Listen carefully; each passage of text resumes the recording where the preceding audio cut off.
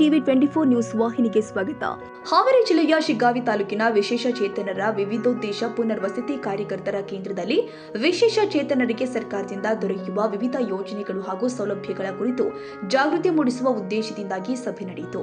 ಕಾರ್ಯಕ್ರಮದಲ್ಲಿ ತಾಲೂಕು ಎಂಆರ್ಡಬ್ಲ್ಯೂ ಸಿದ್ದಪ್ಪ ಮುಸುಳಿ ಅವರು ಭಾಗವಹಿಸಿ ವಿಶೇಷ ಚೇತನರಿಗೆ ಲಭ್ಯವಿರುವ ವಿವಿಧ ಸರ್ಕಾರಿ ಯೋಜನೆಗಳು, ಸೌಲಭ್ಯಗಳು ಹಾಗೂ ಅವುಗಳನ್ನು ಪಡೆಯುವ ವಿಧಾನ ಕುರಿತು ವಿವರವಾಗಿ ಮಾಹಿತಿ ಕೊಟ್ಟಿದ್ದಾರೆ. ಅರ್ಹ ಫಲಾನುಭವಿಗಳಿಗೆ ಸರ್ಕಾರದ ಯೋಜನೆಗಳು ತಲುಪುವಂತೆ ಕಾರ್ಯಕರ್ತರು ಸಮರ್ಪಕವಾಗಿ ಕಾರ್ಯನಿರ್ವಹಿಸಬೇಕು ಅಂತ ಅವರು ಕರೆ ಕೊಟ್ಟಿದ್ದಾರೆ.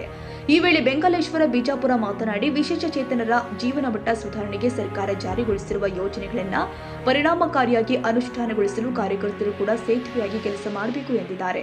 ಸಭೆಯಲ್ಲಿ ತಾಲೂಕಿನ ವಿವಿಧ ಭಾಗಗಳಿಂದ ಆಗಮಿಸಿದ ಪುನರ್ವಸತಿ ಕಾರ್ಯಕರ್ತರು ಭಾಗವಹಿಸಿ ವಿಶೇಷ ಚೇತನರಿಗೆ ಅಗತ್ಯ ಸೌಲಭ್ಯಗಳನ್ನು ತಲುಪಿಸುವ ಕುರಿತು ಚರ್ಚೆ ನಡೆಸಿದರು. 28 ಗ್ರಾಮ ಪಂಚಾಯತಿ ವ್ಯಾಪ್ತಿಯೊಳಗೆ VRW ಕಾರ್ಯಕರ್ತರು ಕೆಲಸ ಮಾಡ್ತಾರೆ. 2 ಪುರಸಭೆ ಒಳಗೆ URW ಅಂತ ಕೆಲಸ ಮಾಡ್ತಾರೆ. ಪ್ರತಿ ಗ್ರಾಮ ಪಂಚಾಯತಿಗೆ ತಾಲೂಕು ಪಂಚಾಯತಿ ಶೇಕಡಾ 5 ಅನುದಾನದಲ್ಲಿ ಟೇಬಲ್ಲು, ಕುರ್ಚಿ, ಚೇರು ಮತ್ತು ಕಂಪ್ಯೂಟರ್ಗಳನ್ನು ಕೊಟ್ಟಿದ್ದೀವಿ. ಅಲ್ಲಿ VRWಗಳಿಗೆ ವಿಕಲಚೇತನರಿಗೆ ಅನುಕೂಲವಾಗುವಂಥ ಕೆಲಸ ಮಾಡಲಿಕ್ಕೆ ಅದು ಕೂಡ ಅತ್ಯಂತ ಸುಗಮ್ಯ ಸ್ಥಿತಿಯಲ್ಲಿ ಅಲ್ಲಿ ಗ್ರಾಮೀಣ ಪುನರ್ವಸತಿ ಕಾರ್ಯಕರ್ತರು ಗ್ರಾಮ ಪಂಚಾಯತಿ ವ್ಯಾಪ್ತಿಯಲ್ಲಿ ಇರ್ತಕ್ಕಂಥ ವಿಕಲಚೇತನರಿಗೆ ಬೇಕಾದಂಥ ಏನು ಸೌಲಭ್ಯಗಳಾದವು ಅವನ್ನ ಅರ್ಜಿ ಮುಖಾಂತರ ಪಡೆದುಕೊಂಡು ಸಾಧ್ಯವಾದಷ್ಟು ಮಟ್ಟಿಗೆ ಸರ್ಕಾರ ಗಮನಕ್ಕೆ ತಂದು ಅವ್ರಿಗೆ ಮನೆ ಬಾಗಿಲಿಗೆ ಯೋಜನೆ ತಲುಪಿಸುವಂಥ ಕೆಲಸವನ್ನು ಅತ್ಯಂತ ಅಚ್ಚುಕಟ್ಟಾಗಿ ಮಾಡಾಕತ್ತಾರೆ. ಹೀಗಾಗಿ ಅವರ ಕೆಲಸ ಕಾರ್ಯಗಳನ್ನು ನೋಡಿ ತಾಲೂಕು ಪಂಚಾಯತಿಯಿಂದ ನಮ್ಮ ಯುವ ಸಾಹೇಬರ ನೇತೃತ್ವದಲ್ಲಿ ಒಂದು ಮೀಟಿಂಗನ್ನು ಮಾಡಿ ಇಂಥ ಒಳ್ಳೆಯ ಕೆಲಸ ಮಾಡೋದ್ರಿಂದ ಅವರಿಗೆ ನಾವು ಕಂಪ್ಯೂಟರ್ ಮತ್ತು ಟೇಬಲ್ ಕುರ್ಚಿಯನ್ನು ಕೊಡುವಂಥ ನಿರ್ಣಯ ಮಾಡಿಕೊಂಡು ಪ್ರತಿ ಗ್ರಾಮ ಪಂಚಾಯತಿ ಮತ್ತು ಅವ್ರಿಗೆಲ್ಲರಿಗೂ ಟೇಬಲ್, ಕುರ್ಚಿ ಮತ್ತು ಕಂಪ್ಯೂಟರ್ನ ಕೊಟ್ಟಿದ್ದು ಭಾಳ ಸಾರ್ಥಕ ಆಗೈತಿ. ಹಾಗಾಗಿ ಪ್ರತಿ ಗ್ರಾಮ ಪಂಚಾಯತಿಯಲ್ಲಿ ಅವರು ವಿಕಲಚೇತನ ಸಂಬಂಧಪಟ್ಟಂಥ UDID ಕಾರ್ಡಿಂದ ಮಾಡಿಸೋದು ಹಿಡ್ಕೊಂಡು ಅವ್ರಿಗೆ ಬೇಕಾದಂಥ ಸವಲತ್ತುಗಳು ಏನದಾವಲ್ಲ UDID ಕಾರ್ಡ್ ಫಸ್ಟ್ ಮಾಡಿಸ್ಕೊಂಡು ಅವರಿಗೆ ಯಾವ ಸಾಧನ ಸಲಕರಣೆಗಳು ಬೇಕೋ ಅದಕ್ಕೆ ಅನುಕೂಲವಾಗುವಂಥ ರೀತಿಯಲ್ಲಿ ಅವರಿಗೆ ಸಾಧನ ಸಲಕರಣೆಗೆ ಅರ್ಜಿಯನ್ನು ಹಾಕಿಸ್ತಾರೆ ಮತ್ತು ಅವ್ರ ಮನೆ ಬಾಗಿಲಿಗೆ ಏನು ಸವಲತ್ತುಗಳು ಬೇಕು ಅದ್ರ ಬಗ್ಗೆ ಮಾಹಿತಿಯನ್ನು ಕೊಡ್ತಾ ಇದ್ದಾರೆ.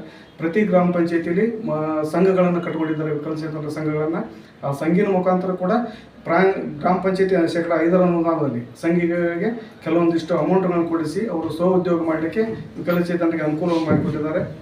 ಮತ್ತು ಆಧಾರ ಯೋಜನೆ ಸ್ಕೀಮ್ಗಳನ್ನು ಜಿಲ್ಲಾ ಪಂಚಾಯತಿ ವ್ಯಾಪ್ತಿಯೊಳಗೆ ಇರ್ತಕ್ಕಂಥ ಏನು ಯೋಜನೆಗಳದಾವಲ್ಲ ಅವನ್ನು ಕೂಡ ಅಲ್ಲಿ ಅಭ್ಯರ್ಥಿಯನ್ನು ಸೆಲೆಕ್ಟ್ ಮಾಡಿ ಒಂದು ತಾಲೂಕಿಗೆ 2-3 ಸೆಲೆಕ್ಷನ್ ಆದಾಗ ಅವರಿಗೆ ಕೂಡ ಬ್ಯಾಂಕಿಂದ ಏನು ಅವರು ಸಬ್ಸಿಡಿ ಮೊತ್ತವನ್ನು ನಮ್ಮ ಜಿಲ್ಲಾ ಪಂಚಾಯತಿಯಿಂದ 50,000 ರೂಪಾಯಿನ ಮತ್ತು 50,000 ರೂಪಾಯಿ ಬ್ಯಾಂಕಿಂದ ಲೋನ್ ರೂಪದಲ್ಲಿ ಏನು ಸಿಗ್ತಾ ಇದೆ ಅದು ಕೂಡಿ 2 ಕೋಟಿ 1 ಲಕ್ಷ ರೂಪಾಯಿ ಅಮೌಂಟನ್ನು ಅವರಿಗೆ ಸ್ವಉದ್ಯೋಗ ಮಾಡಲಿಕ್ಕೆ ಅನುಕೂಲ ಮಾಡಿಕೊಡ್ತಾರೆ. ಅದು 50,000 ರೂಪಾಯಿ ಸಬ್ಸಿಡಿ ರೂಪದಲ್ಲಿ ಇರ್ತದೆ. 50,000 ರೂಪಾಯಿ ಕಂತು ವೈಸು ಅವರು ಸ್ವಉದ್ಯೋಗ ಮಾಡುವಂಥ ವಿಕಲಚೇತನ ಅಭ್ಯರ್ಥಿ ಅದನ್ನು ಬ್ಯಾಂಕಿಗೆ ಬರಣ ಮಾಡ್ಕೊತ ಹೋಗಬೇಕು.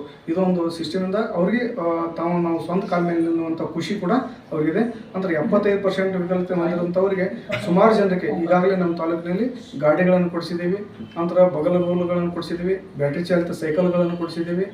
ನಂತರ ಆರೈಕೆದಾರರ ತಾಯಿಗಳಿಗೆ ಅಮೌಂಟ್ಗಳನ್ನು ತಿಂಗಳ 1,000 ರೂಪಾಯಿ ಬರುವಂಥ ವ್ಯವಸ್ಥೆನೂ ಕೂಡ ಮಾಡಿದ್ದೀವಿ. ಇನ್ನೂ ಕೆಲವೊಂದು ಯಾವ ಗಮನಕ್ಕೆ ಬರ್ತಾವಲ್ಲ ಅವನು ಕೂಡ ಹುಡುಕಿ ನಮ್ಮ ಕಾರ್ಯಕರ್ತರು VRW ಕಾರ್ಯಕರ್ತರು ಮತ್ತು URW ಕಾರ್ಯಕರ್ತರು ಅತ್ಯಂತ ಕಾಳಜಿಯಿಂದ ವಿಕಲಚೇತನರ ಬಗ್ಗೆ ಭಾಳಷ್ಟು ಕಾಳಜಿಯಿಂದ ಕೆಲಸ ಮಾಡಕತ್ತಾರೆ. ಭಾಳಷ್ಟು ಹೆಮ್ಮೆ ಇದೆ. ಈ ಒಂದು ಯೋಜನೆ ಈ ವಿಕಲಚೇತನರ ಭಾಳಲ್ಲಿ ಅತ್ಯಂತ ಬೆಳಕಾಗಿ ಹೊರಹೊಮ್ಮೈತೆ ಅಂತ ಹೇಳಲಿಕ್ಕೆ ಬಯಸ್ತೀನಿ. ಈಗ ನನಗೆ ಇಲ್ಲಿ ಸಮಸ್ಯೆ ಏನಂತಾರೆ, ಗ್ರಾಮ ಪಂಚಾಯತಿ ವ್ಯಾಪ್ತಿಯೊಳಗೆ ನಮ್ಮ VRW ಕಾರ್ಯಕರ್ತರು ಏನೋ ಕೆಲಸ ಮಾಡ್ತಾ ಇದ್ದಾರೆ. ಅದೇ ರೀತಿ VRWಗಳು ಗ್ರಾಮೀಣ ಮಟ್ಟದಲ್ಲಿ ಕೆಲಸ ಮಾಡೋದ್ರಿಂದ ಅವರು ಒಂದು ಸುಮಾರು 1,500-2,000 ಮಂದಿ ಪುರಸಭೆ ವ್ಯಾಪ್ತಿಯೊಳಗಿರೋದ್ರಿಂದ ಒಬ್ಬರು URW ನೇಮಕ ಆಗಿರೋದ್ರಿಂದ ಅಲ್ಲಿ ಸಮಸ್ಯೆ ಆಗ್ತಾ ಇದೆ. ಅದಕ್ಕೆ ಪ್ರತಿ ಪುರಸಭೆಗೆ 3-4 ಮಂದಿ URWಗಳನ್ನು ಕೊಟ್ಟರೆ ಭಾಳ ಇನ್ನೂ ಈ ಕಾರ್ಯಕ್ರಮ ಯಶಸ್ವಿ ಆಗ್ತದೆ ಅಂತ ಹೇಳಿ ನಾನು ಮಾತನ್ನು ಮುಗಿಸ್ತೇನೆ. ಸರ್ ನಮಸ್ತೆ. ನಾನು ಬಸ್ನಾಳ್ ಗ್ರಾಮ ಪಂಚಾಯಿತಿಯಲ್ಲಿ VRW ಆಗಿ ಕೆಲಸ ಮಾಡಿದೆ. ನನ್ನ ಹೆಸರು ಕುಮಾರಿ ಬಂಗಾರಶ್ರೀ ಸಿದ್ದಪ್ಪ ಬಿಜಾಪುರ ಅಂತ. ನಮ್ಮ ಗ್ರಾಮೀಣ ಮಟ್ಟದ ಕಾರ್ಯಕರ್ತರ ಕೆಲಸವೇನೆಂದರೆ ವಿಕಲಚೇತನರ ಮನೆಗೆ ಭೇಟಿ ಮಾಡಿ ಸರ್ಕಾರದ ಯೋಜನೆಗಳ ಮನೆ ಬಾಗಿಲಿಗೆ ಮುಟ್ಟಿಸುವಂಥದ್ದು ಒಂದು ಯೋಜನೆ. ಇಲ್ಲಿ ನಾವು ಗ್ರಾಮ ಮಟ್ಟದಲ್ಲಿ ಯಾವ ರೀತಿ ಕೆಲಸವನ್ನು ಮಾಡ್ತಾ ಇದ್ದೇವೆ ಅಂದರೆ ಗ್ರಾಮ ಪಂಚಾಯತಿಲಿ ಒಬ್ಬ ಸಿಬ್ಬಂದಿಯಾಗಿಯೂ ಇಲ್ಲ, ಇದ್ದಾಗ ಕಾರ್ಯಕರ್ತರಾಗಿಲ್ಲ, ಆ ಥರ ಇದ್ದೀವಿ. ಆದರೂ ನಮ್ಮ ಸೇವೆಯನ್ನು ನಾವು ಮುಂದುವರಿಸ್ತಾನೆ ಇದ್ದೀವಿ. ನಾವು ಕಾರ್ಯಕರ್ತರಾಗಿ ಗ್ರಾಮ ಮಟ್ಟದಲ್ಲಿ ಯಾವ ರೀತಿ ನಾವು ವಿಕಲಚೇತನಿಗೆ ಸಹಾಯ ಮತ್ತು ಸಹಕಾರವನ್ನು ನೀಡ್ತೇವೆ ಅಂದರೆ ಸರ್ಕಾರದಿಂದ ಅಥವಾ ನಮ್ಮ ಇಲಾಖೆಯಿಂದ ಅಥವಾ ಸಂಘ ಸಂಸ್ಥೆಯಿಂದ ಏನೇ ಯೋಜನೆಗಳು ಬಂದರೂ ಮೊದಲು ನಾವು ಅವರ ಮನೆಗೆ ಭೇಟಿ ನೀಡಿ ಎಲ್ಲ ಆನ್ಲೈನ್ ಆಗಿದ್ದರಿಂದ ಎಲ್ಲರಿಗೂ ಆನ್ಲೈನ್ ಮುಖಾಂತರ ಅರ್ಜಿ ಸಲ್ಲಿಸಲು ಹೇಳ್ತೀವಿ ಮತ್ತು ಅದರೊಂದು ರಿಶೂಡ್ ಕಾಪಿಯನ್ನು ನಾವು ತಗೊಂಡು ನಮ್ಮ ಕಾರ್ಯವೈಖರಿಯನ್ನು ನಾವು ಮಾಡ್ತಾ ಇದ್ದೇವೆ. ಈ ಕಾರ್ಯವೈಖರಿ ಪ್ರಗತಿ ಪರಿಶೀಲನಾ ಸಭೆಯಲ್ಲಿ ಏನಾಗ್ತಾ ಇದೆ ರಾಜ್ಯ ಮಟ್ಟದಲ್ಲಿ ಅಂದರೆ ಎಲ್ಲ ಗ್ರಾಮದ ವಿಕಲಚೇತನರು ಅರ್ಜಿಗಳನ್ನು ಸಲ್ಲಿಸ್ತಾರೆ, ಬಟ್ ಕೆಲವೊಂದು 5 ಹಳ್ಳಿಗೆ ಮಾತ್ರ ಸೌಲಭ್ಯಗಳು ದೊರಕ್ತಾ ಇದ್ದಾವೆ. ಇನ್ನು 5 ಹಳ್ಳಿಗಳು ಸೌಲಭ್ಯಗಳಿಂದ ವಂಚಿತರಾಗ್ತಾ ಇದೆ ಸರ್. ಮೊದಲು ಅದು ಸರಿಪಡಿಸಬೇಕು. ಈಗ 100 ಜನದ ಅರ್ಜಿ ಕರೆದ್ರೆ 50 ಜನಕ್ಕಾದ್ರೂ ಮುಟ್ಟುವಂಥ ವ್ಯವಸ್ಥೆ ನಮ್ಮ ರಾಜ್ಯ ಸರ್ಕಾರದಿಂದ ಆದರೆ ನಾವು ಕೆಲಸ ಮಾಡಿದ್ದು ಸಾರ್ಥಕ ಆಗುತ್ತೆ. ಮತ್ತು ಇಲ್ಲಿ ನಿಸ್ವಾರ್ಥ ಭಾವನೆಯಿಂದ ನಾವು ಸೇವೆ ಸಲ್ಲಿಸೋದ್ರಿಂದ ನಮ್ಮಲ್ಲಿ ಏನಾಗಿದೆ ಅಂದರೆ ಸಂಭಾವನೆ ಅಂದರೆ ಗೌರವಧನ ತಕ್ಕಂಗೆ ಆ ಹುದ್ದೆಯನ್ನು ಮಾಡ್ತಾ ಇದೆ ಮತ್ತು ನಮ್ಮ ವಿದ್ಯೆಗೆ ತಕ್ಕಂಗೆ ಹುದ್ದೆ ಇಲ್ಲಿ ದೊರಕ್ತಾ ಇಲ್ಲ. ಇದು ರಾಜ್ಯ ಮಟ್ಟದಲ್ಲಿ ಸರ್ಕಾರ ಯೋಜನೆ ಈ ಒಂದು ಹಂತದಲ್ಲಿ ನಾವು ಸಹ ಕೆಲಸವನ್ನು ಮಾಡ್ತಾ ಇದ್ದೇವೆ ಅಂದರೆ ಸರ್ಕಾರ ನಮ್ಮ ಬಗ್ಗೆ ಅತಿ ಗಮನ ಕೊಡಬೇಕನ್ನೋದು ನನ್ನ ಅಭಿಪ್ರಾಯವಾಗಿದೆ. ಧನ್ಯವಾದ. ಕಾರ್ಯಕ್ರಮದಲ್ಲಿ ವಿಶೇಷ ಚೇತನರ ವಿವಿಧೋದ್ದೇಶ ಪುನರ್ವಸತಿ ಕೇಂದ್ರದ ತಾಲೂಕು ಅಧ್ಯಕ್ಷ ನಾಗರಾಜ್ ವಡ್ಡರ, ಶೇಖಪ್ಪ ಲಮಾಣಿ, ಗೌರಮ್ಮ ಚೆನ್ನೂರ, ಪ್ರಕಾಶ್ ಮಾನೂಜಿ, ಕರಿಯಪ್ಪ ಮಾದರ, ಸಂಗೀತ ಲಮಾಣಿ, ಸುರೇಶ್ ಸೇರಿ ಹಲವಾರು ಕಾರ್ಯಕರ್ತರು ಉಪಸ್ಥಿತರಿದ್ದರು. ರವಿರಾಜ್ ಸಂಶಿ, ಹಾವೇರಿ. ಕನ್ನಡಿಗರ ಮೆಚ್ಚಿನ ನಿಮ್ಮ ಟಿವಿ 24 ಕನ್ನಡ ನ್ಯೂಸ್ ವಾಹಿನಿ ಇದೀಗ ಟಿವಿಯಲ್ಲಿ ಲಭ್ಯ.